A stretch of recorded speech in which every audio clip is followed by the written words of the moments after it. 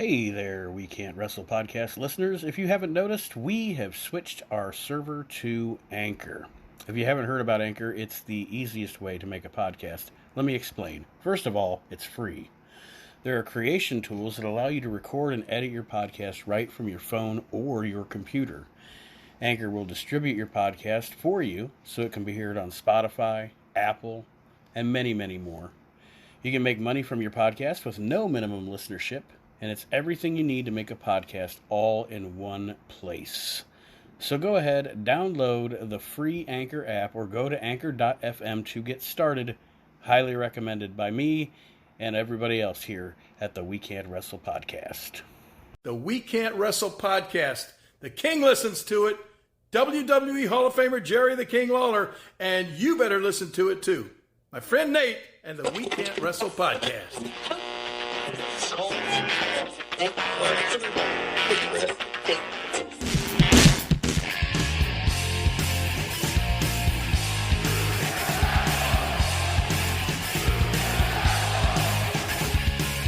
You're listening to the We Can't Wrestle podcast.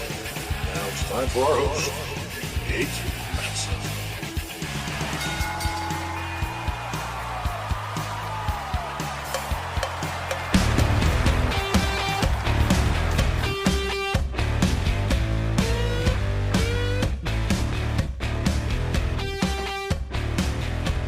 Hello, wrestling fans, and Happy New Year. Welcome to the latest edition of the We Can't Wrestle podcast. I am Nate Maxson, your host, of course, joined by my brother Aaron. Hello, everybody. I feel like we just spoke.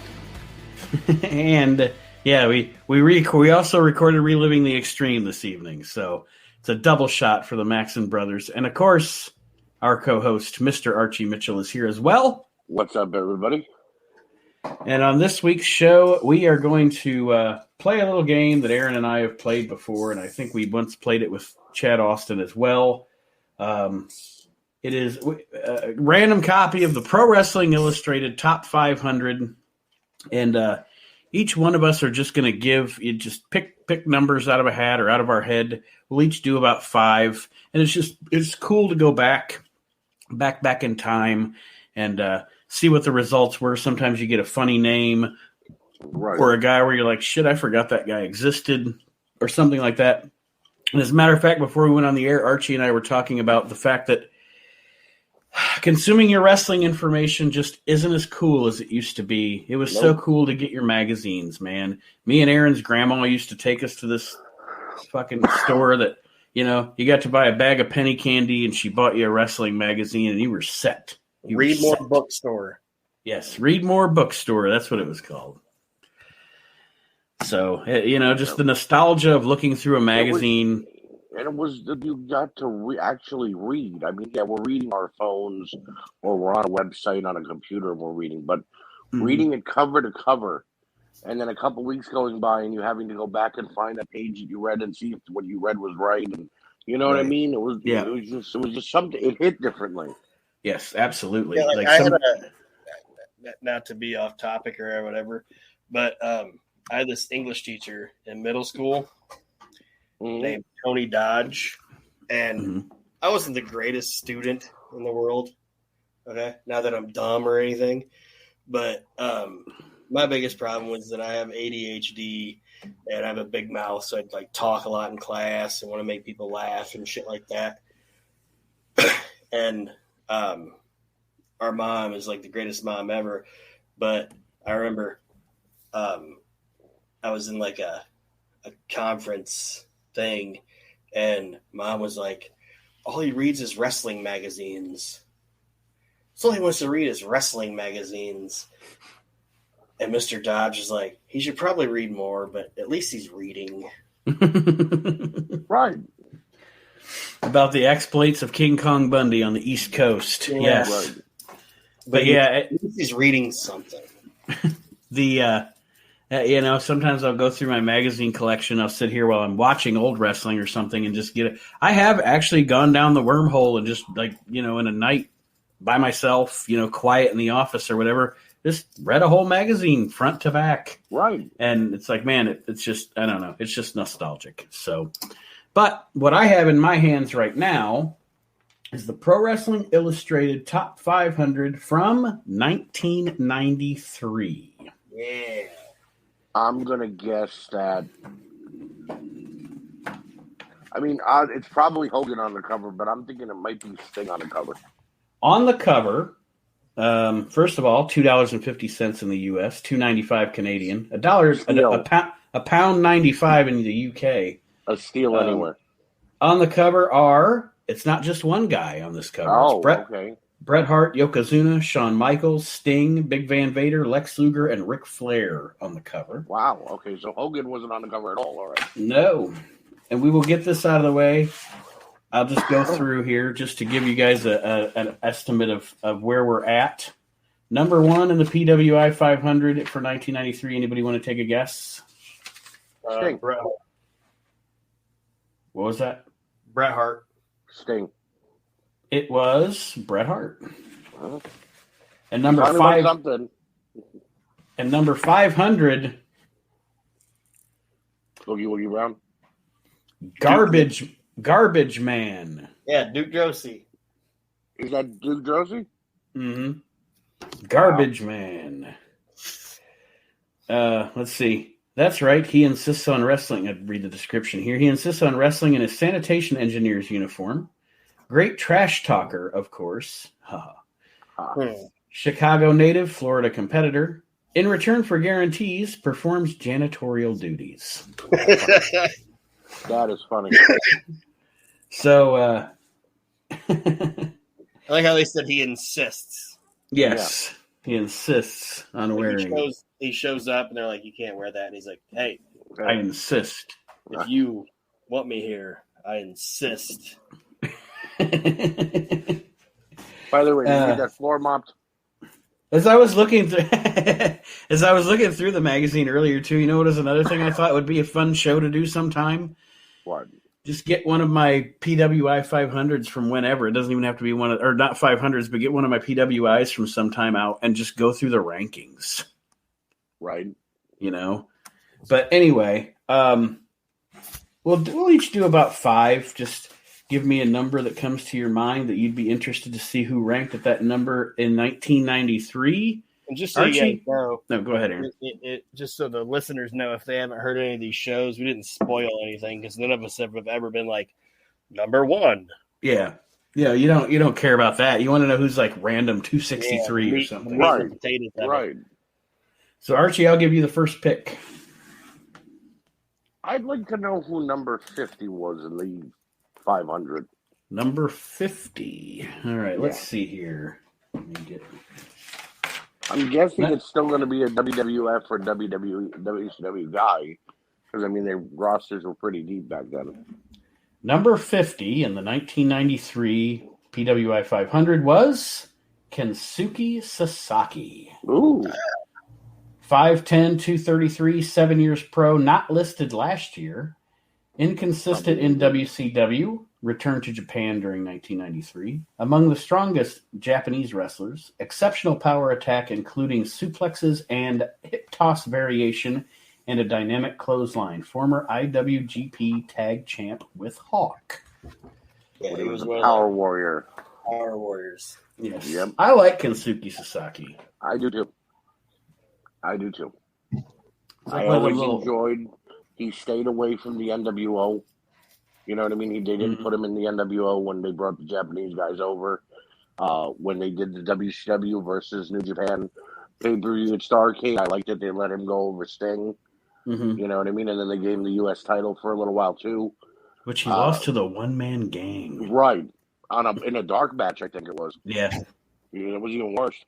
But I think that he was a great representative of Japanese wrestling at the time. Mm-hmm. Yeah, and Oh, go ahead, Aaron. I was just gonna say he was a good worker, and I'm not gonna lie and be like, "Oh, I'm so knowledgeable about Japanese wrestling," but he's somebody that over here, as a Japanese wrestler, understood.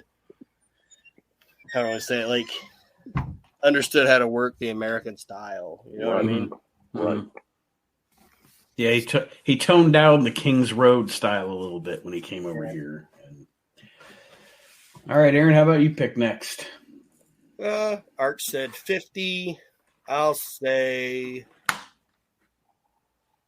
132. Ooh. 132. Jungle Jim Steele. No. It'll be funny if it is. Number 132 in the 93 PWI 500, Junkyard Dog. What was he doing in 1993? Right? 6'3", 305, 14 years pro. Last year, he was ranked 112. Not hearing junk food dog chants as often since slimming down.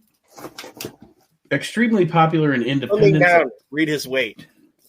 305. That's slimming down. Right. Extremely popular in independence, occasionally competes in WCW. Best maneuver remains the headbutt, WCW and WWF star for many years. So he was probably doing the indie. That's what he was doing, and I know what he did in 93.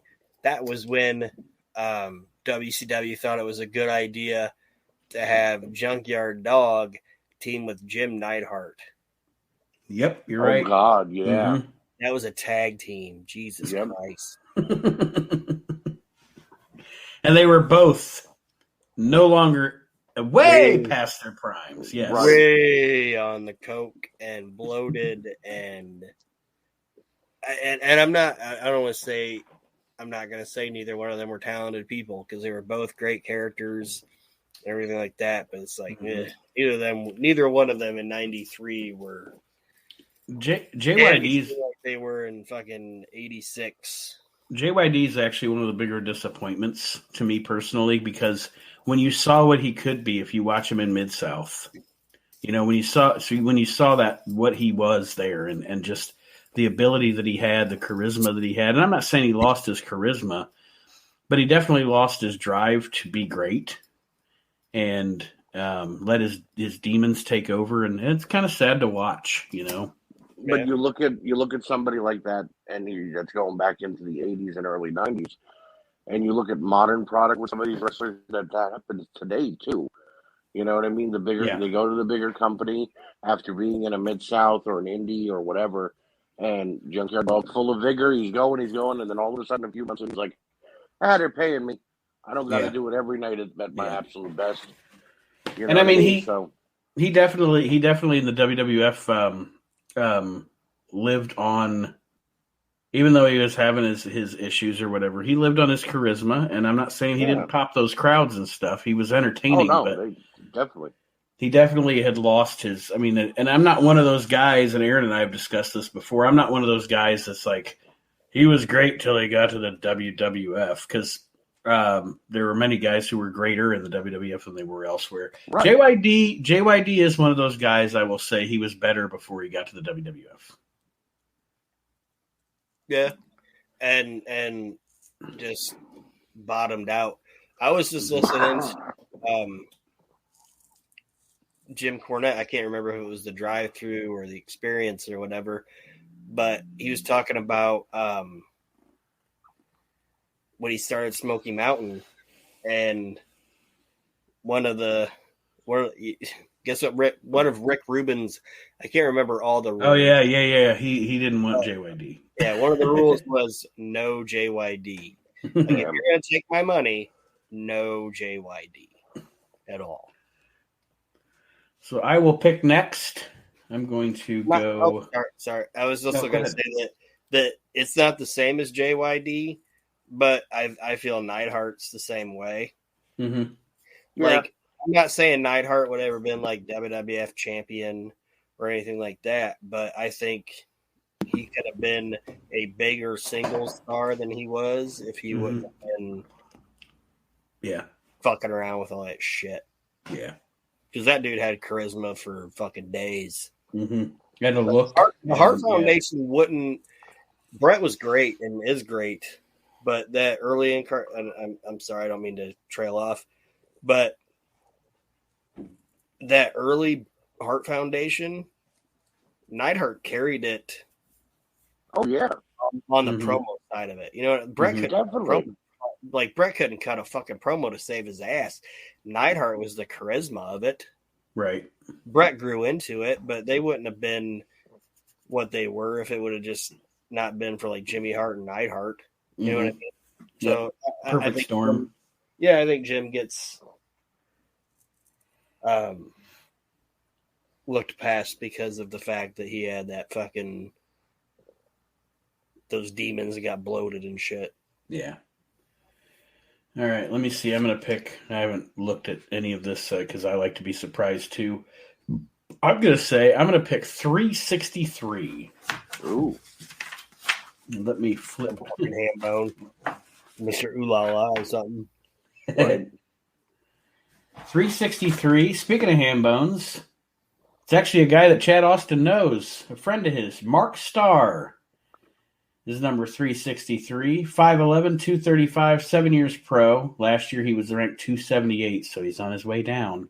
Wow, 60-spot drop. Is usually found in Florida these days. Incredibly versatile wrestler for his age. Former Wildside member with Chris Champion. They won the CWA tag title in 1989. So, Mark Starr. I don't know a lot about Mark Starr other than watching him job on TV. Yeah, I liked him in WCW. I mean, yes, he was a job guy, but he had a lot of excitement when he would come to the ring, when they would give an entrance. Mm-hmm. And I liked it when they put him in the tag team Men at Work. And he actually got to win a little bit. With Canyon, right? Yeah, it was him and Chris Canyon in hard hats and jeans. But I mean, it just he was Canyon never. Was like, I got that in my closet, bro. Right. I don't worry, Mark. I got this in my closet. We don't even need to buy anything. But Mark was, he was one of those young up and comers that if they would have probably given him a push, he might have been able to do something with it. But you never know. But he always reminded me, though, and I don't mean this as any disrespect, but a broke man's Brian Pillman. Mm-hmm. You know what I mean? They had almost a similar look, a similar style, but yet Brian had more charisma and was able to get over it. Right. Well, Archie, your pick is next. Let's go with number 201. 201. All right, let's see. 201, the 93 PWI 500 is Toshiaki Kawada. You're just picking the Japanese stars this time around. And you know what? I know nothing about Kawada. I can't even say anything about him. Pick another number. A single match. No. 5'10", 230, 12 years pro, 210 last year, so he's on the way up. More efficient than flashy, but that hasn't prevented him from becoming one of All Japan's most popular stars. Top contender for most federation titles, and there you go. That's it. Yeah. So we don't have a lot to say on Kawada. Aaron. All I've ever seen about Kawada is that when they would do like those carnivals, they'd call championship carnivals. Mm-hmm. It would always be like him versus Misawa, or I know Vader beat him for the Triple Crown one time. So that's all I really. Oh yeah, he was definitely a big star over there. Yeah. So I got no idea. Well, give me a number. Oh, I thought you were asking me. No. Kawada. Give us your love of Kawada. Tell us how much you love him. Mom wouldn't even let us buy HBO. You think she's going to let us get fucking Japanese wrestling tapes from some random guy in the back of a Wrestling Observer newsletter? Right. I'm working for a living. You like Cheerios and Doritos and shit? No, I want to know about tapes. Mom, we don't need no Cheerios this week. I want Kawada. Yeah. Okay, a number. Let's go 157. 157. Let's see here. Number 157 is Moondog Spot. Rough. 6'2", 298, 16 years pro. He was number 80 last year. The Moondogs again topped the USWA tag scene, but Spot's been sent toward the back of the kennel. He has been with the team since 1978, still carries a big bone. I don't want to know about his big bone, but I will say this. I was never a fan of the Moondog gimmick or the Moondogs. I know Is Moondog Spot Larry Latham? I believe so. You can Google it if you want, but I don't have my phone by me. But if it is, he died in the ring, I do believe. Yeah, and I'm not necessarily dissing it. And I, you guys know I'm a big fan of Memphis wrestling, and the Moondogs did do some decent shit in Memphis. They were less cartoony than they were when they were in the WWF. They were more of like a hard, like compare it like the Bushwhackers being the Sheepherders. Right. But I still was never a big fan of that team. I never understood the gimmick enough to go, to get behind them. And yes, Moondog Spot was Larry Latham. Yeah, on November 29th, 2013, Booker suffered a heart attack in the ring during Jerry Lawler's birthday bash show in Memphis. He was rushed to a Methodist Central Hospital where he was pronounced dead at the age of 51. I think it was 2003. Did I say 2000? What did I say, 2001? 13. No, you said 13. Oh, sorry, okay, I read wrong. Yeah, 2003. Yeah, so, yeah, he died in the ring.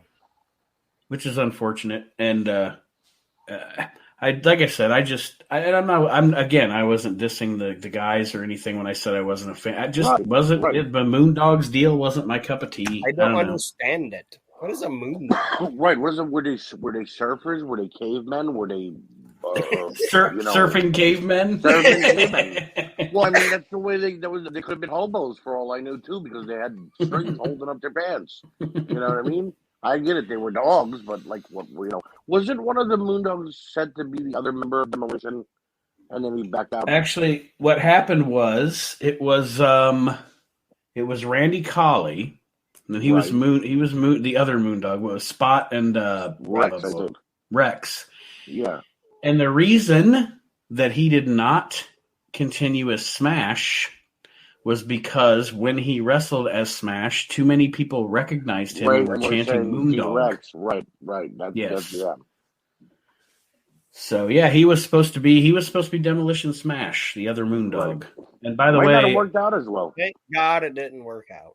As we do the shows, I always write down potential themes, the potential themes for the show or the subtitle. Surfing Caveman is at the top of the list right now. I like it.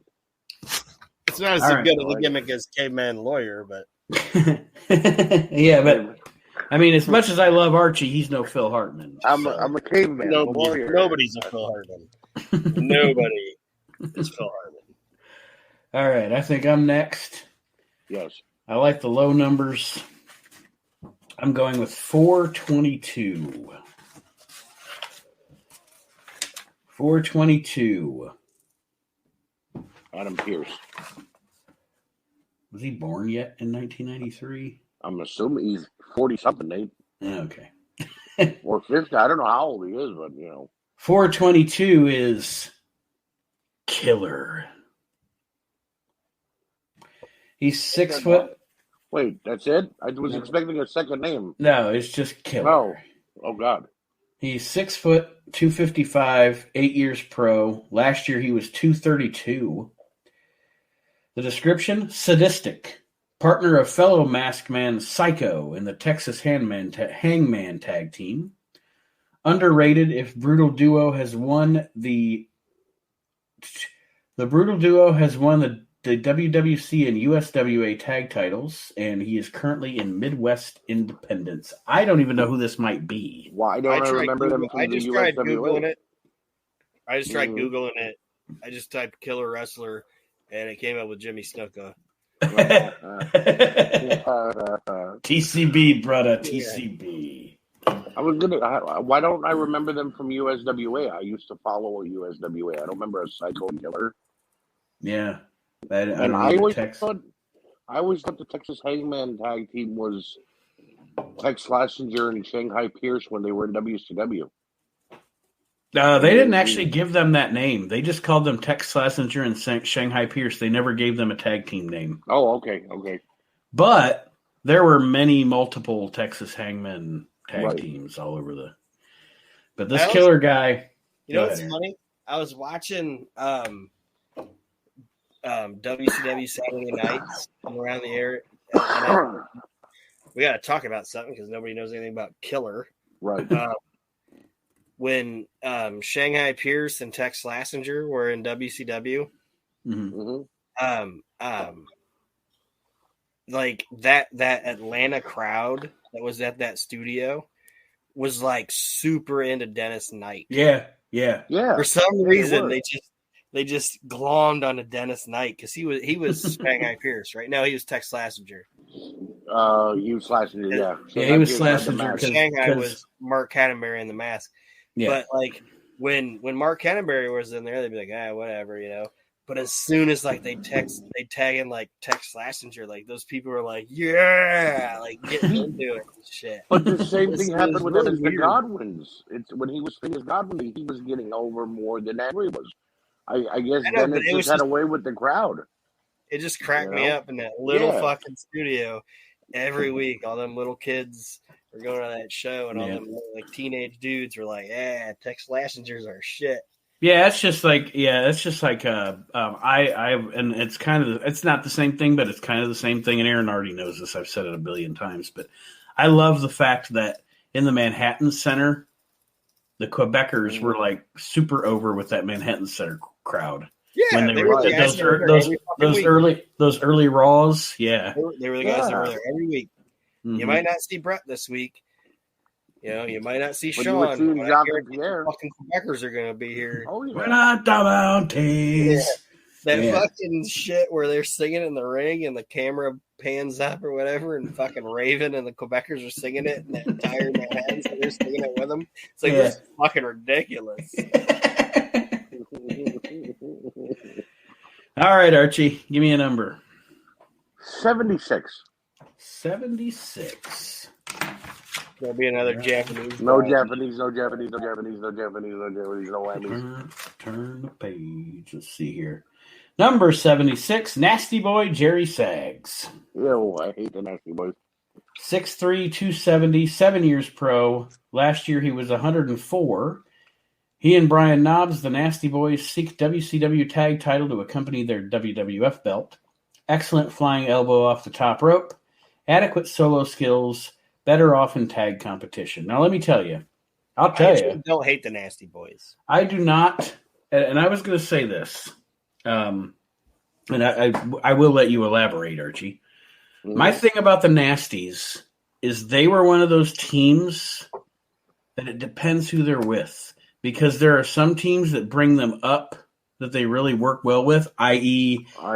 Cactus Jack and Kevin Sullivan or the Steiner brothers. Or the Hearts. They have the Hearts, but they also don't sleep on the fact they had some really good matches with the Rockers too. Yeah, and it's just like they were friends. Mm-hmm. But I'll let Archie go first if he wants. All right. Let the hate go first. It's not that I hate them like I despise them. I can't say. Early 80s. Them fighting the Steiners in WCW, I enjoyed them. They were young, up and coming, and the Steiners and them blew the roof off of many of WCW events. Early WWF days in the 90s, again, the Hearts. I even thought they had great matches with the Natural Disasters, too. Mm-hmm. You know, when Jimmy left Earthquake and Typhoon and went with the Nasty Boys and with Money Inc. and, you know what I mean? It was great. I don't like Nasty Boys over the last 10 years. Because when they went back to TNA or into Impact or whatever you want to call it, I understand everybody wants a payday. Hogan was a part of the company. He got them a job, whatnot. But they tarnished their legacy from how bad they were in the ring and how over, you know, they were sucking wind within the first 2 minutes. And you know what I mean? So it's not that I hate the Nasty Boys. It's just I feel like they kind of crapped on what they already did in the past, which was a pretty damn good legendary career. Yeah. One more payday. They jumped the expression "jump the shark." Yeah. The Nasty Boys as a team jumped the shark in like '96. Like that was that was the end for me. I'd even put it in before that, like '95. They're like after they were still having good matches with Harlem Heat in '95. I know, but they weren't having they weren't the Nasty Boys that I liked. Right. Mm-hmm. You know what I mean? Exactly. Like to me, like actually one of my favorite matches. Just to sit down, like if I'm going to sit down and just watch a match, I don't know if you guys have that. Like, okay, well, there's this pay-per-view, but I don't watch the whole pay-per-view. I just want to watch this match. That fucking Halloween Havoc match between the Steiner brothers and the fucking Nasty Boys. Oh, yeah. Yeah. What, 1990, I think? Mm-hmm. It's fucking great. It's fucking fantastic. And, like, their match with the Hearts at WrestleMania and their feud with, like Nate said, with, like, Cactus and Max Payne. Oh, my God, yeah. Mm-hmm. It's fucking great. But in, like, 95, and I understand it, but about 95, both of them were like, Right. probably not anymore. Then it was, okay, let us feud with Public Enemy every week. And then, we're going to join the NWO. Okay, we're gone. You know what I mean? Mm-hmm. So I just, like, after that, it was like, okay, I could see them, like, being on an indie show or maybe making an appearance here or there. But when they still thought they were going to, like, get over, like, on teams like Team 3D, the Dudley Boys, and, you know, teams that needed to come up the rankings, it was like, dude, you need to get out of the business now. Oh, yeah, they were definitely, I mean, by that time, they were definitely like 3-day-old microwave pizza. They were not exceptional at all. But just speaking of Jerry, because he's the guy that Nate picked, he was the worker of that team. Oh, yeah. Like Knobs, I'm not going to knock Knobs because he was what he was, but like Jerry Sags is actually a pretty guy. No, Jerry's Knobs is the personality of that team. Like, Jerry's a good fucking wrestler, I thought. I agree.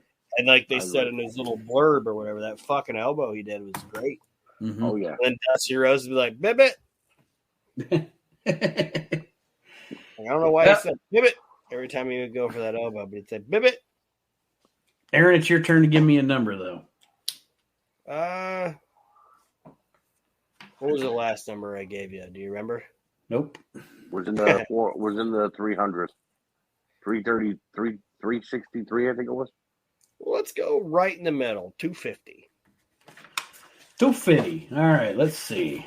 It's probably a staple in the middle of it. No, but I love this magazine because it even has the poster in it. You don't find that a lot in Who's the the poster? magazines. It's like it's the close-up of Bret Hart. So it's got his little profile thing and everything, but then you fold it out and there's a poster. All right. 250. Can I get there? There we go. Oh. We have made fun of this man a lot on Reliving the Extreme. Is it Chris Michaels? No. Metal Maniac.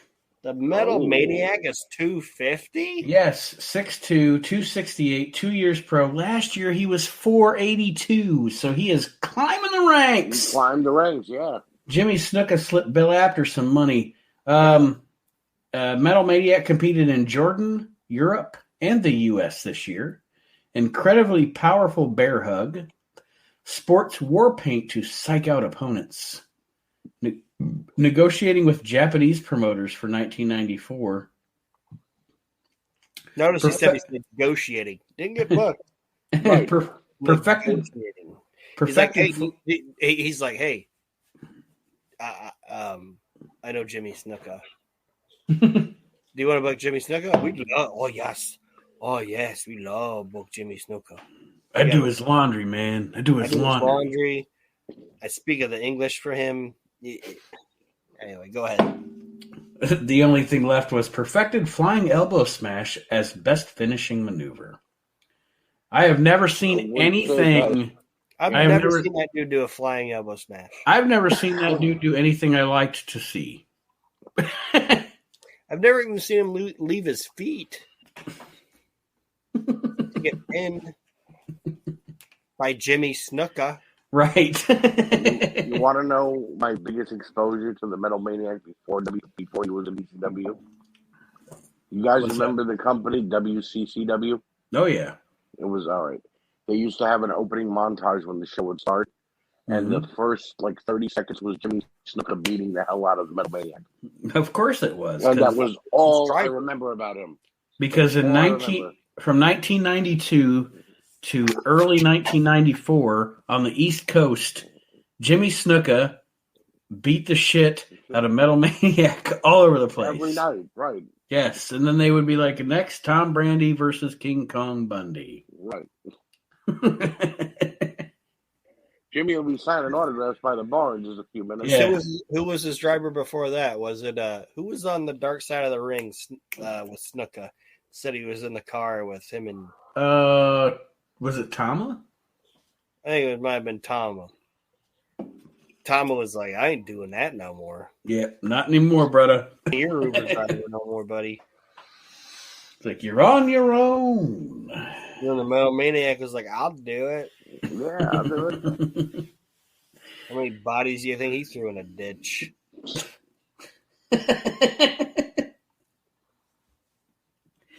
All right, I'll pick next. Why am I smacking around Jimmy Snuka tonight? I don't know. That's all right. Well, no, it is. He's a murdering fuck. He's a murdering fuck. Right. I'm going to pick 422. Oh, it might have been Samu. I think Samu was the guy on the dark side of the ring. Maybe. Oh, I already picked 422. That must be in my head because that was killer. All right, so I'm going to pick 322. That's Psycho. that would be fucking fantastic. Number 322 is Ricky Gonzalez. Name sounds familiar. 6'1", 215, 6 years pro, not listed last year. He is a native of Harlingen, Texas, near the Mexican border. Has been on champion tag teams in several Lone Star-based federations, including the AWU. That would be a hard wrestling. AWU. That would be a hard wrestling name, like federation name for the broadcaster, you know? AWU. AWU. Fuck. We'd like to welcome you to the AWU. The American Wrestling Universe? What does it stand for? World Wrestling Underpants. American Wrestling Underpants is on the air. No pants at all here. Salute your shorts, everybody. It's time for a great card of wrestling action. Yes, sir, we got a great main event for you here tonight. All right. Gonzalez. Ricky Gonzalez. Is he a heel? Huh? Is Ricky Gonzalez a heel? It doesn't say. Did he stain that company? Did he stain the World Wrestling Underpants? Or did he have a major streak?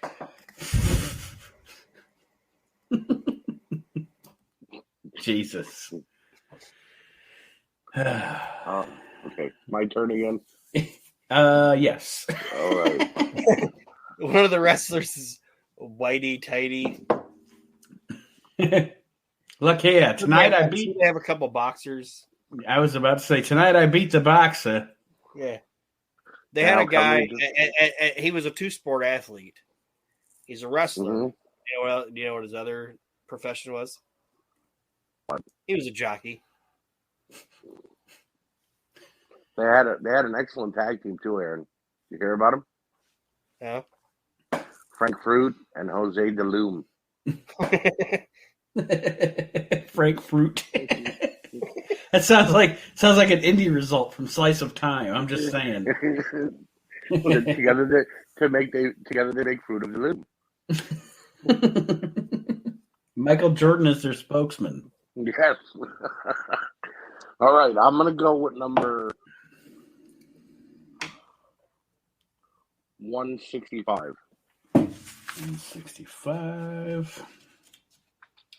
165. This is a guy we all know from the Attitude Era. Not yet, but here he is. Vampire Warrior. Ooh, Gangrel. 6'3", 263, 5 years pro, not listed last year. Wears fangs and also the USWA Southern Belt after beating Jeff Jarrett.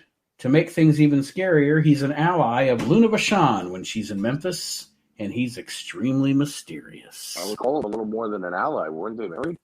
Yeah, a little bit more than an ally. He was sticking it in. Yeah. He was actually pretty goddamn good. He was. He really was. As a tag team wrestler with the Black Hearts, I thought he was great. I just think individual, like honestly, I think that guy's biggest problem was the fact that he didn't have a body that Vince McMahon liked. Right. Right. Like I think and Nate, you might get this. I think he suffered from the Tony Anthony syndrome. Oh yeah, definitely. You know, he was Gangrel could, and I know he's Vampire Warrior here, but Gangrel could talk. Mm-hmm. I know we're talking 93, so it's a different thing. But Gangrel could talk. He could work. And the Gangrel gimmick was fucking over. Oh, it was fantastic. Mm-hmm. It was over.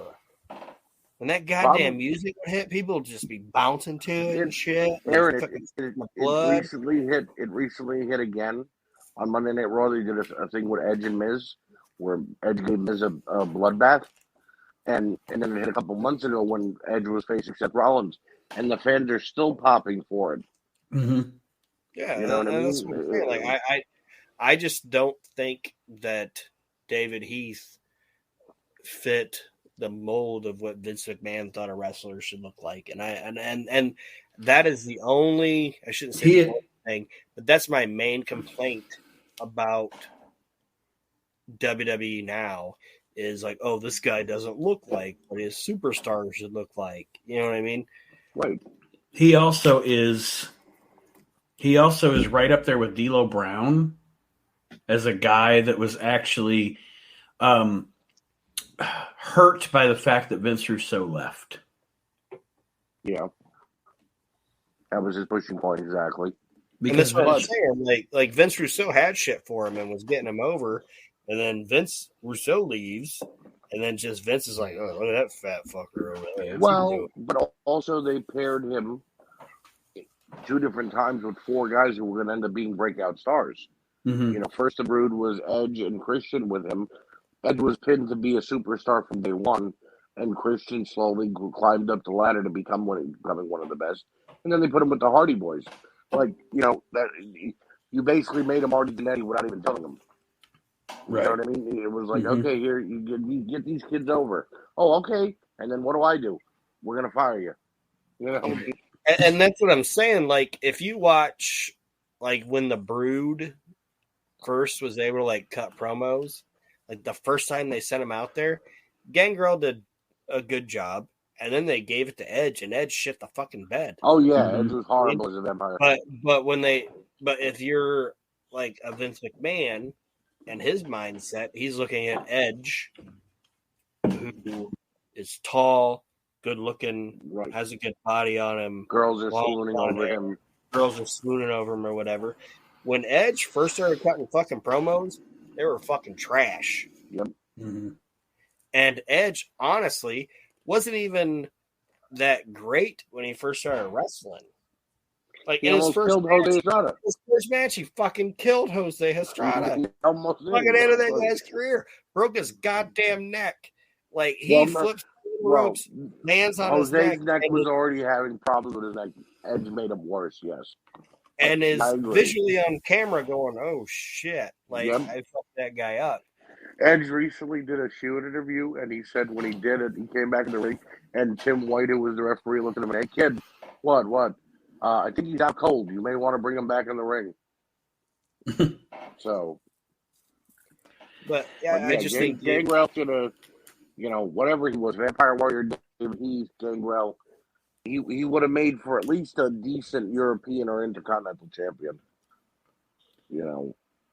Yeah, which I think he had the European title, but just for a hot second. Like a week, yeah. Yeah. Aaron, you're next. Pick a number. He's got like 3 more numbers left or something. A couple more. You're on your third. I just did my third. We'll each go 3 more numbers. Let's do that. Some kind of if that's okay with you guys. Mm-hmm. Yeah. All right. And I will go. This is the most fun I've had in a while. In sync. Let's go 75. Number 75 is Jimmy Snuka. Oh God! Are you Six. fucking- Are you serious? Yeah, 6 foot, 250, 24 years pro. He was number 97 last year, so he's actually gone up. Came down, right? Superfly can still soar, brother. A champ in ECW and other independents. Renowned for flying body press off the turnbuckle. Slowed a bit. All-around skills are sometimes overlooked. Slowed a bit is an understatement. I thought I was like, did he say slowed a bit or slow a little bit? A little bit slow. He by this point he just mainly worked with people that were like a metal maniac or somebody that just wanted to work with Snook on the independents, and he stood around like a tree, gave them chops, and then did the Superfly splash, and you went home. And that was He's also, to me, a guy that is like the ultimate warrior. Okay? Like, I'll explain it this way. This is how I feel about Jimmy Snuka. When I was a kid, I was a huge Jimmy Snuka fan. Okay? When I was a little guy, fucking loved him. Why wouldn't you? Right? Right. Built like a fucking shit brick house. Fucking crazy eyes, all that shit. Actually pretty goddamn good in the ring. You know what I mean? Yeah. But the older you get and the more you hear about it and the smarter you get to what a fucking human being is supposed to be, you can't look past what the fucking guy was. Yeah. The human. You know what I mean? Mm-hmm. Does that make sense? Oh yeah. Terrible human being. Terrible fucking human being. Piece of shit human being.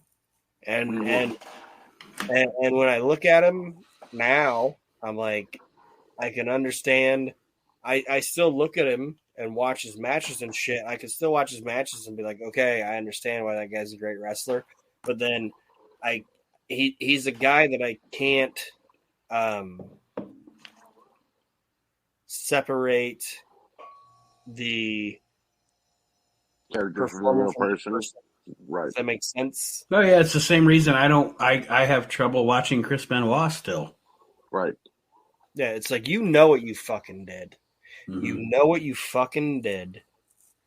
And right, and with the case with Snuka, it's also one of the things that, and I hate when people pile on to Vince McMahon, but it's also one of the things that I can't look at Vince McMahon and say, you didn't know what you fucking did. Right. Like, you know what that fucking guy did, and you fucking helped bury it. And that's one of, like, the three things that I will say Vince McMahon was a piece of shit in this situation. That whole thing with Jimmy Snuka and that girl, I can't fucking look past it. Mm-hmm. I can't. See, Nate mentioned not being able to watch Benoit, and that's after the fact, because if we watch Benoit in WCW or WWF or WWE, he didn't do anything yet. It wasn't until, whatever. With Snuka, we're watching Snuka after he already murdered somebody. Yeah. You know what I mean? So that's what makes it even worse, because as we were children, we're like, oh, this guy's a hero. Okay, great. We got a little older. He's like, okay, he slowed down, but it still brings back a fun childhood memory. Now in our 40s, we're like, dude, this guy killed somebody. Mm-hmm. You know, got away with it. Got away with it. Can I say this? I will classify what Vince McMahon and the WWF or whatever they were at that time, what they did was the same goddamn thing that Puerto Rico did with Invader 2. Mm-hmm. Oh, yeah. They let somebody murder somebody and just shut it down. Right. Swept it under the rug. Swept it under the rug. Nope. And it's as sick as that was, in my opinion. I totally agree. I didn't mean this fucking PWI 500 thing to go dark. Well, the name came up, and that's what it is. I also think it's funny that I bashed the guy like 3 times and then I picked him. The next number I'm going to pick is 401. Invader 2. Let's see here. Got a bit stabby in 1988. I don't know what year Bruiser Brody was killed. Sorry. Oh, God, I don't even know who this person is. Did I say 401 or 402? 2. All right. I don't know who this is either. 402. His name is Adrian Hall. Oh, you don't know him? I'm being serious. 6'2", 215, 4 years pro. Last year he was 269. Yes, another effeminate wrestler named Adrian. The insatiable one frequently wears makeup in the ring. Despised, but has won many regional titles in Maryland and vicinity. No, Archie, I have no idea who Adrian Hall is. He was just like Adrian Adonis, and a little bit of exotic Adrian Street, all mixed into one. You know the guy from Ring of Honor, Dalton Castle? Yes. Okay, it was basically Dalton Castle, but with big blonde hair, put into 2 puffy pigtails at the top of his head, and then a mullet in the back, and face paint. Fantastic. Yeah, it was weird. By the way, what happened to Dalton Castle? I was a big fan of that guy. Well, he was in Ring of Honor. He's now. Well, no, I mean he just faded away from there too. He fucked his back up because if you remember, they did that peer tournament, and he was in that for a little bit, and he was wearing that weird ass back brace thing when he was still working. Okay. He was trying to get back into the main picture of things, but now they're going out of business, so they don't know what they're doing. I would assume if I'm a Dalton Castle and my back's fucked up, and Ring of Honor's telling you we're shutting the shutters for a little bit, but they said they were still paying people, right? Mm-hmm. Yeah. If I'm Dalton Castle, I'd be like, all right, my back's fucked up. I'll just sit at home and fucking collect my check. I'm not knocking Dalton Castle. You know what I mean? Right. That would be the best. That would be my fucking thing. Is like, I hurt my fucking back. You guys are still going to pay me. I'll sit at home, and that's what I'm assuming that's what he's doing. Mm-hmm. And if ROH doesn't open back up, AEW will pick that guy up in a minute. Oh yeah, without a doubt. I don't see him in the WWE, but I would think AEW would pick him up. Fuck, they pick up everybody. Also, that guy's name. They're going to have the biggest goddamn roster in the history of wrestling here shortly. They'd have to go a minute for WCW 1999. Yeah, look at the card of Dark Elevation. I'm just saying. No, I won't. Oh God, those dark guys, Nate, those shoes. Nate, write that guy's name down that you said. What was his name? Adrian Hall. Anthony Michael Hall. Adrian Hall. Yeah, write that name down and save it because you said he worked in Maryland. Chad might know him. Okay. Dig into that at some point. All right, Archie, it is your turn again. 498. 498. This is gonna be a fucking ham bone. Oh, you guys are gonna love this name, Mr. Loverman. Shabba. Yeah, as you say, Shaggy. Bombastic. It wasn't me. It wasn't me. Yeah. He'd be a great heel. Like that guy, you spiked that guy. It wasn't me. I don't have anything to say. I'll read his blurb. Frequently wrestles in a dress, wears wig and makeup. Key West native, rumored to be part woman. Which part? Could he be Miss Texas's next male opponent in their side the ring? That's his whole.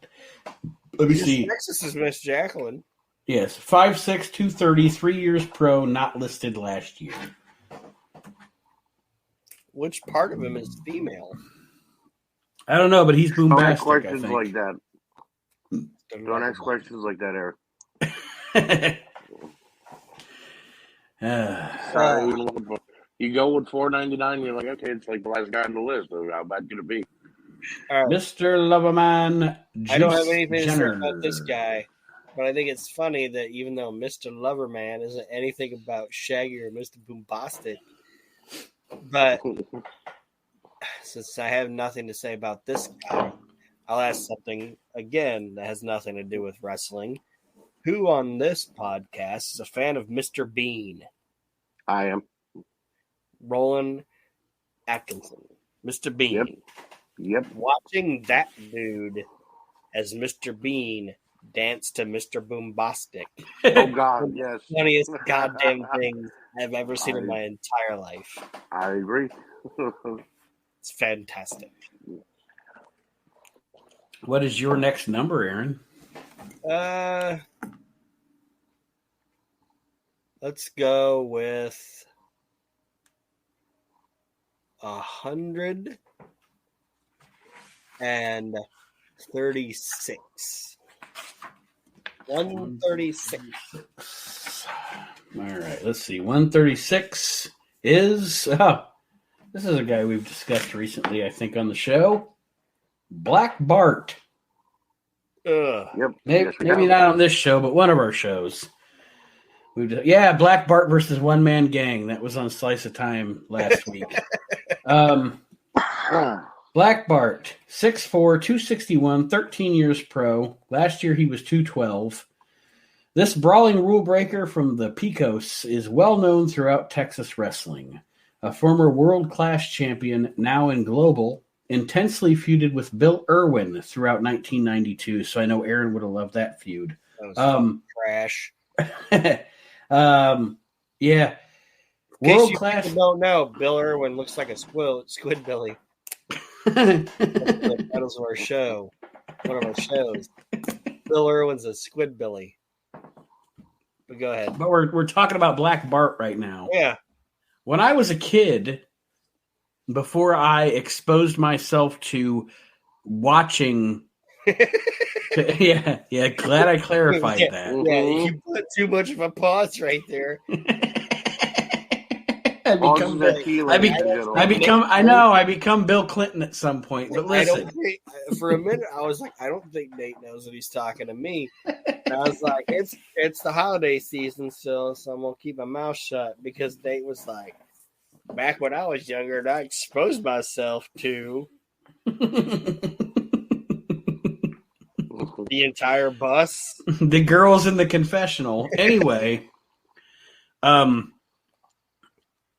I knew before I watched Territory Wrestling and started becoming a smart fan, et cetera, and went back through time, all I knew of Black Bart was he was the jobber in the WWF. Right. And as a jobber in the WWF, he was good at his job.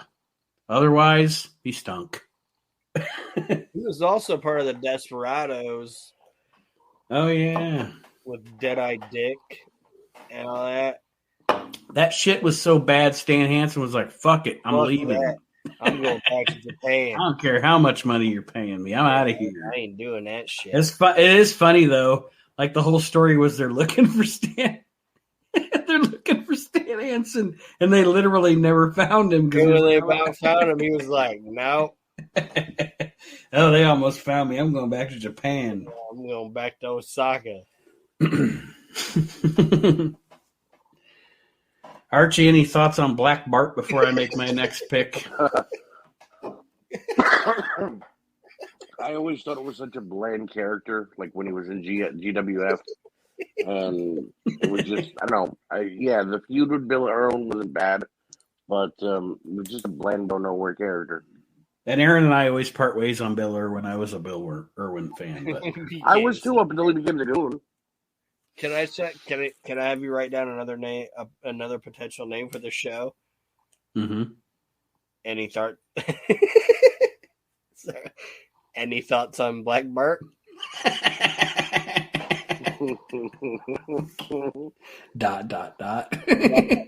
Because Archie was like, no. Not really. You caught me off guard. Like, what? No, just move on. Go on, next question. Yeah. Any thoughts on Black Bart? Not really. Well, I'm going to pick my next number. I'll pick the 200s this time. 266. Let's see what we got here. 266. 266 is Damian Demento. Ooh. 6'2", 258, 2 years pro, not listed last year. Sadistic, sinister in the WWF only occasionally.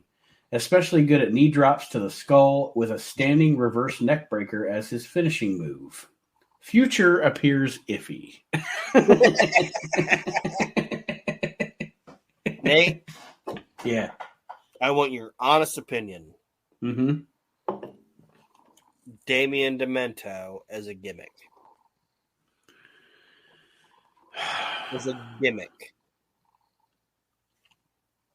As a gimmick, it's okay. Here's my thing about Damian Demento as a gimmick. Is it any different than the Ultimate Warrior? I'm speaking to the sky. Ultimate Warrior had his whatever they would say it was, like when he's looking to the stars or whatever for answers and et cetera, et cetera. Essentially, he's a schizophrenic. Well, I understand, but what I'm saying is you have the Damian Demento gimmick, the name, the gimmick, the look, and a better wrestler. Could have worked. Does that? I mean, so. Yeah, I mean when I watched him back then in '93 or whatever, when he was on Raw and Superstars and everything, he had a really interesting what's the like shoulder pads, like it almost looked like a closing mouth or whatever. I'll put it this way, okay? Damian Demento, okay, because that was the box of gimmicks. There's no way, right? It wasn't. Okay? Right. That was a gimmick that they thought of before they had the person. You know what I mean? Mm-hmm. So Damian Demento, and you take Damian Demento, the gimmick, and you put it on David Heath. Right. Somebody that can fucking work. Somebody that's gonna maybe because the guy that did it, Mondo Clean, I don't even know his real name. It doesn't matter, but he almost like the schizophrenic thing. He almost took it too cartoony, and he wasn't a good worker. Yeah. So, but you put that gimmick on somebody like David Heath. I'm not saying it's going to be fucking main event in WrestleMania or whatever, but I don't think it's as big of a joke. Right. It is now in 2021. You know what I mean? Well, it might have also been a bad timing for it, too, because in 93, you had garbage men, you had plumbers, you had, you know what I mean? There was just too many cartooning. We had Mantar. You know what I mean? So maybe it was the wrong time for like a boogeyman-esque type character that he was supposed to be. Yeah. And I get that. But what I'm saying is like the Damian Demento character wasn't a bad fucking character. It wasn't. Although if you watch a random Raw in 93, folks, listen to this. I'm going to do my best Howard Finkel impression. It's going to suck. But it's gonna help me with my joke.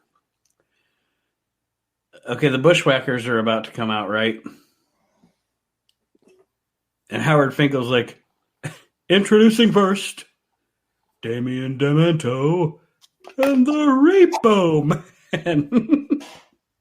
And I'm just picturing him going, what the fuck is this? Fantastic. Goddamn, Repo Man's a great gimmick, too. Oh, and Repo Man's a fantastic gimmick, especially when you are appealing to wrestling fans who generally probably have something getting repossessed. I will fight somebody if they're like Repo I bet Repo Man had serious heel heat in West Virginia. I'm just saying. I will fight somebody if they tell me Repo Man sucked.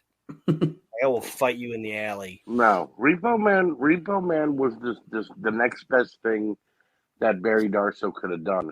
It's when he got to WCW and they made him the Blacktop Bully, Mr. Hole in One.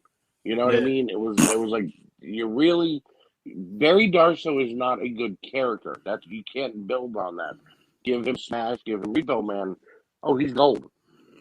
You know what I mean? We're gonna talk about Repo Man, but like where they dropped the ball on Repo Man, and they only did it like one or two times that I remember. Was when they had it, where they dropped the ball was they should have put he teamed like one or two times with the $1 Million Man and IRS. They should have left him with him. That should have been a whole stable. You're right. It should have been Virgil as the bodyguard. Well, Virgil was done by then. All right, so you bring in a bigger guy as the bodyguard. Somebody but like DiBiase and IRS should have Man and IRS. Right. It would have been the Money Inc. Yeah.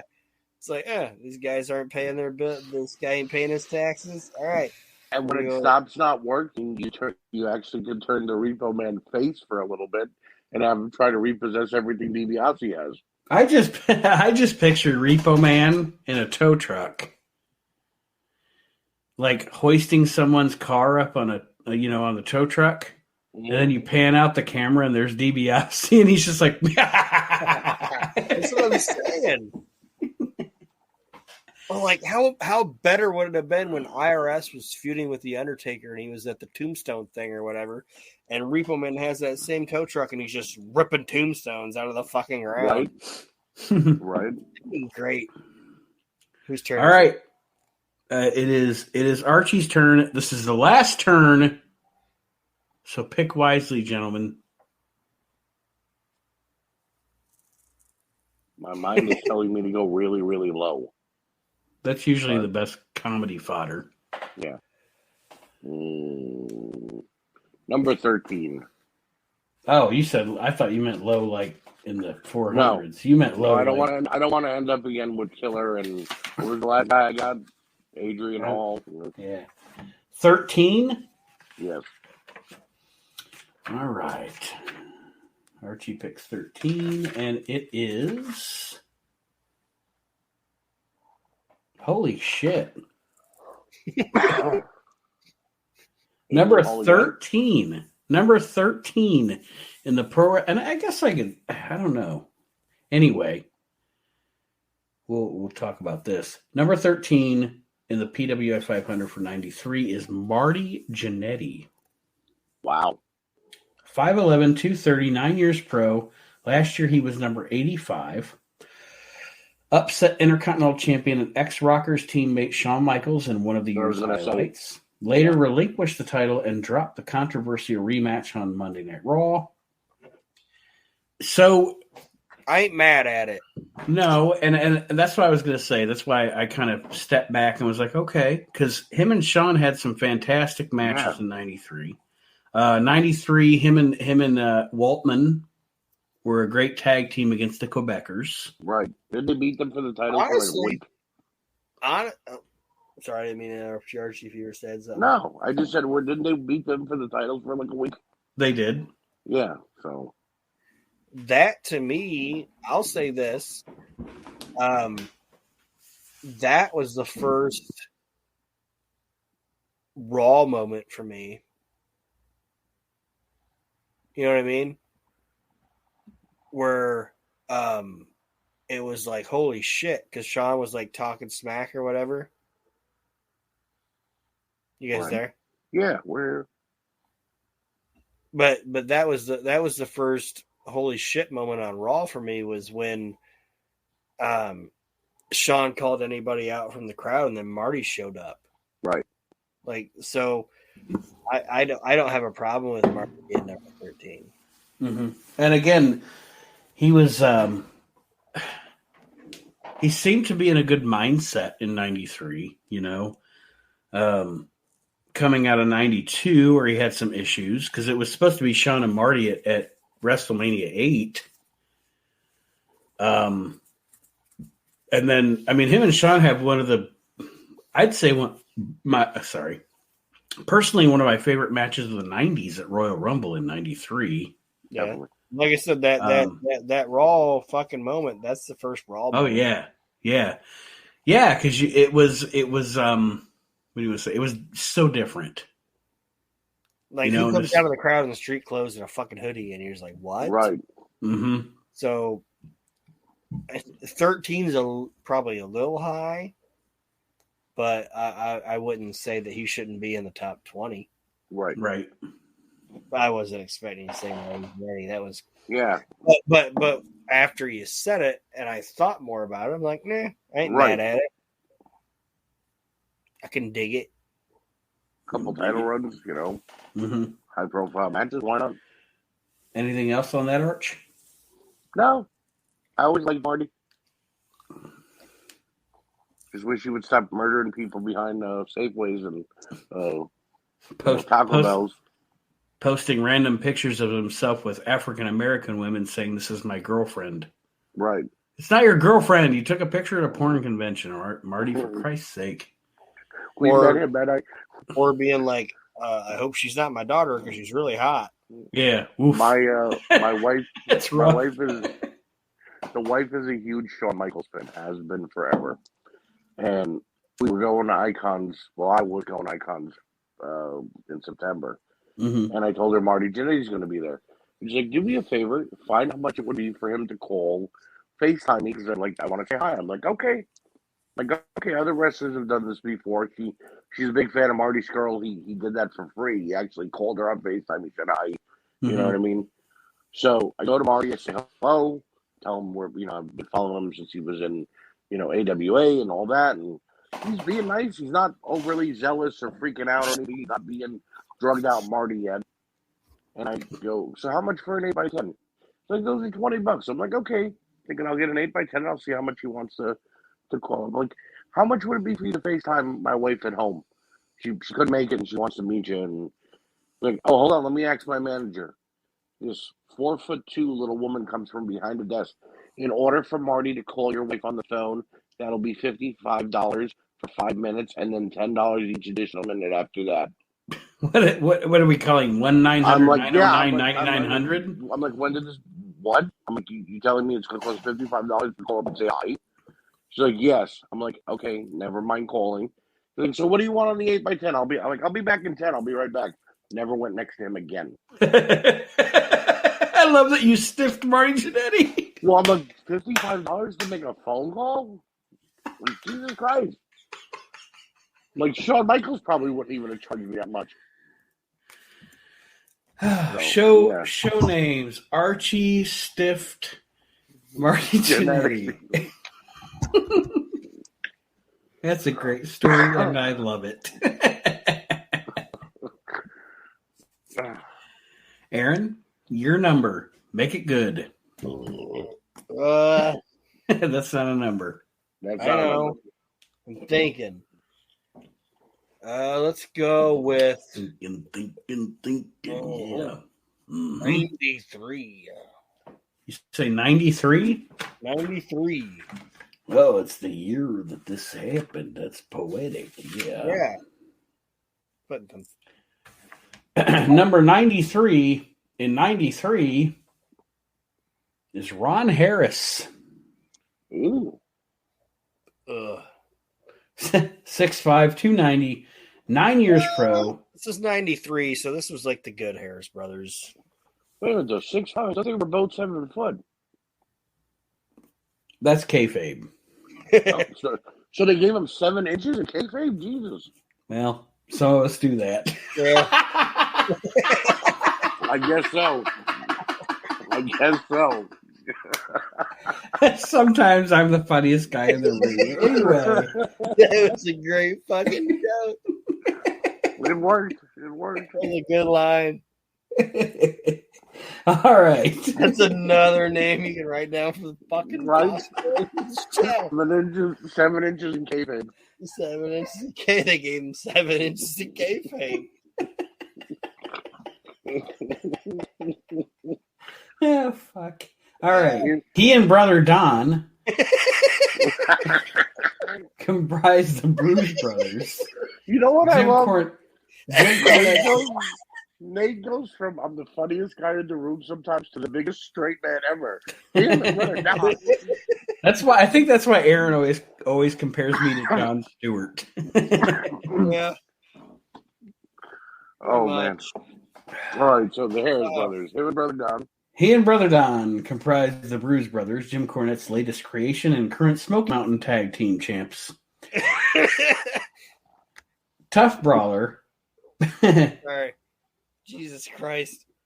Former none of that happened. Pacific Northwest champion. 7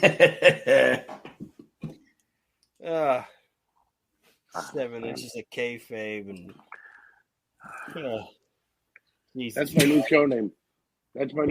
7 inches in kayfabe. Here is Archie Mitchell and Dan Gleason with 7 inches in kayfabe. Oh no! All right. I always liked the Harris boys. I thought they were a really good tag team. I think WWE dropped the ball with them 4 times because they had them as the Blue Twins, then the Harris brothers, then 8 Ball and Chains. But they were also the Grimm Twins. The Grimm Twins did it 4 different times. You know, it was like let them get at least let them win the titles one time. You know, and let them show off a little bit.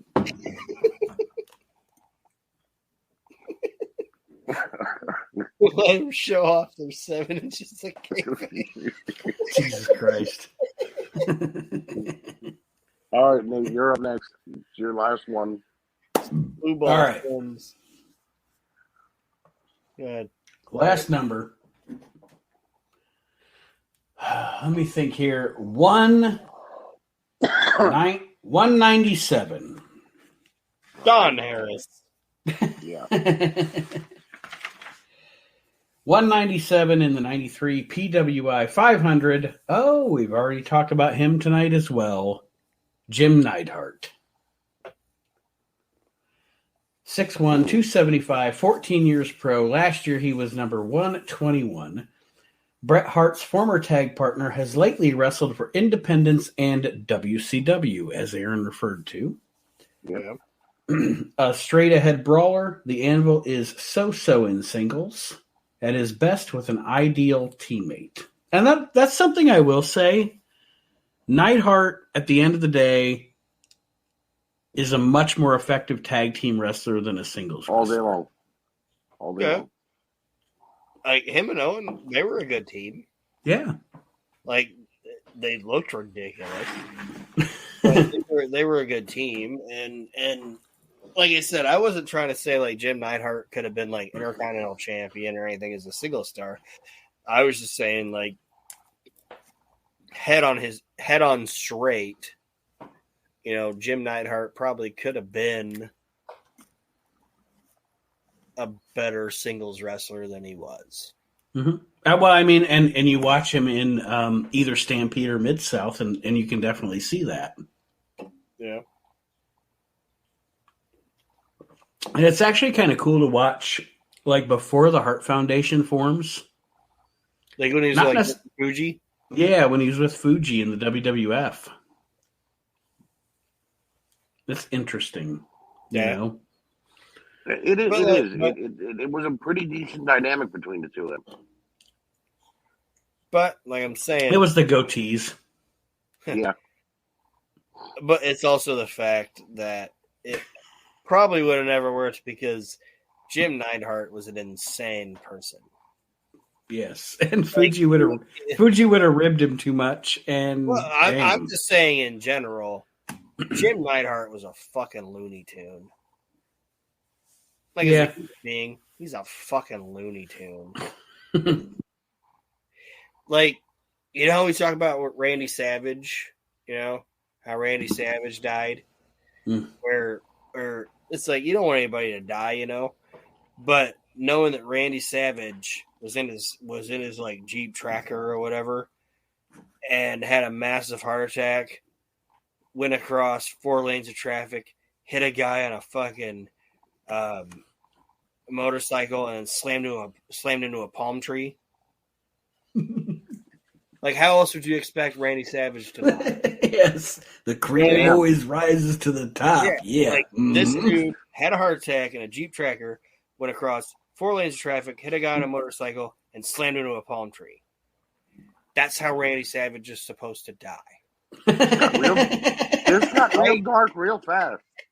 No. What happened? I'm saying, how else is he supposed to die? Like, oh, he was up on a Something hill. on a Slim Jim? And he just had a mild heart attack and died. That's boring. It's boring. he went out the way he lived. He went out the way he lived. Neidhart's wife said, Jim stood up from the bed, looked at me, spun around, looked like he was doing the twist dance, fell, and died. Is this really what she said? Like, basically, she said he stood up, looked like he started dancing, and then hit the ground. It's like, that is how he needs to go. Neidhart shouldn't die silently in his sleep. He should stand up and look like he is doing the twist and then violently fall to the floor. That's how these people should leave. Okay. Damn, man. I'm just saying. I'm not being dark. I'm saying it like I want to die in a crazy fashion. All right. So, okay. So, wait. When I'm like 65, like most men in my family do, when I pass away quietly and sitting in a chair, you're like, it wasn't hardcore enough. Yeah, He should have went. He should have went eat like a large pie or something like that. Yeah. Like, I want to know that Archie Mitchell died eating a gigantic pizza and did some crazy fucking flip and died. Wow. Like, I that can't is do a how- flip. I'm too big. Yeah. Can't do a flip. In kayfabe, I could do a flip. But I'm just saying, like, I'm not being dark, but I'm just saying, isn't that No, like you're making me laugh. I agree with you, though. Yeah, like if I told you, oh, the Macho Man Randy Savage died peacefully in a bunk bed, sleeping, you'd be like, God damn it! why was he in a bunk bed? I don't know. No, I'm I just know. saying. That was my first question. Nate, you can't lie. You know that would have been your first question too. Why was he in a bunk bed? But Was Lanny there? Yeah, Probably. was Lanny on the top bunk? Lanny would have been in the top bunk. Randy? Aren't those two of the coolest fucking stories ever? Yes. Okay. Anvil, let's do the twist. Yeah, Lady Brett said he stood up out of bed and then looked like he started dancing and then hit the ground. That's fucking fantastic. And if you've ever seen Ellie Hart, she looks like Lady Brett. I've seen Ellie Hart. She doesn't look. She looks like it was either his sister, and she doesn't look like a Lady Brett. She looks like Lady Bret Hart. I'm doing the sign off for this show now. I want to thank. Now, wait a minute. I want to hear from the fans real quick. I'm going to put up a poll once Aaron's NWA title tournament is done. I want to petition for us to do an all-night recording, but of all the shows. Not all of them, obviously, because David Gold probably won't have any time, or a lot of the Asylum guys will be busy. I'd like us to do a slice of time, the year that was, If You Smell What the Art Is Cooking, and We Can't Wrestle podcast, all in one night. Start at like 10, 11 o'clock at night, and just go for like 4 or 5 hours straight. Archie proposed to this to me earlier, and I said, imagine the insanity of the last show. Right. And I said that would probably be the best episode of that show ever. Of any podcast ever. Of any podcast ever, right. And Chris Candido, Aaron would be like, shit, I'm out of beer. And then we just I'm never out of beer. you snowball. Oh, God. I'm sleeping in a plastic tote. Just Nate, wake up. We got to end the show to start at 1. What? Thank you for joining us on We Can't Wrestle, the slice of wrestling. I'm telling you guys, Randy Savage has the best wrestling death. Oh, my God. All right. So, that being said, Aaron. Nate. Other than the death of Randy Savage, do you have any parting words for our listeners this week? Just like I said before, Happy New Year. Keep on listening. If you guys have any... This is the thing. This is the only thing I got. We encourage and want interaction. Give us more interaction. Positive, negative. Actually, negative is even funnier. I love negative interaction. Give me as much negative interaction as you can give me. Tell me everything you hate. I want to hear it. Archie? Happy New Year to everybody. Yes, continue to support all of our podcasts here on WrestleNet Radio and We Can't Wrestle podcast. And whatever you do, don't ever let anybody give you 7 inches in kayfabe. Respect yourself, damn it. Right. We also trailed off of something that we said we were going to do, and I'm going to bring it back. Okay. Is we've stopped asking each other the question of the week. Good point. That will return. It's going to return right now, real quick. No. Yes. No. Real quick. It's going to be really, really, really, really quick. There's nothing really quick about this show. Yes. Ever. Listen. Ever. Listen, Linda. Ever. Who had the better sideburns? Andre the Giant. Stan Stasiak. Or Harley Race. Bloated Elvis. No, wrestling. Wrestling. Who had the better sideburns? Andre the Giant. Stan Stasiak. Harley Race. I'm going with Harley Race. Harley Race, and here's why. Stan Stasiak sideburns with a fucking shit. No, Harleys were better because they also became a mustache. I know, but Stan's... Right. Right. They were Stan's alone, man.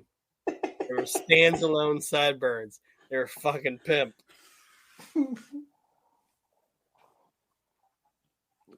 Good night, everybody. Good night, everyone.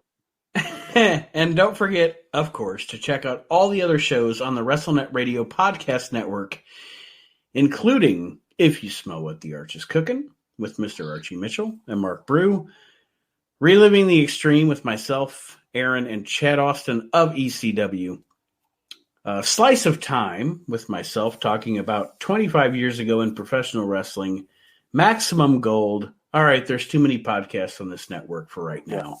But that being said, check them all out. Join the group there, the WrestleNet Radio Podcast Network. All of those podcasts. If you're not a member of the We Can't Wrestle Podcast Network, also join us there, the Facebook group. And that being said, we're going to sign off this week. Happy New Year, everybody. The Hall of Fame is coming. When's the Hall of Shame? June. But the Hall of Fame is coming, along with more trivia. I want to do a trivia episode. But we will see you next week. Thank you for joining us on the We Can't Wrestle podcast. Eat it, Skeeters.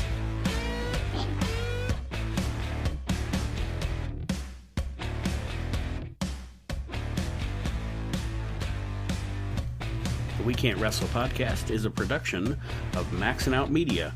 All rights reserved.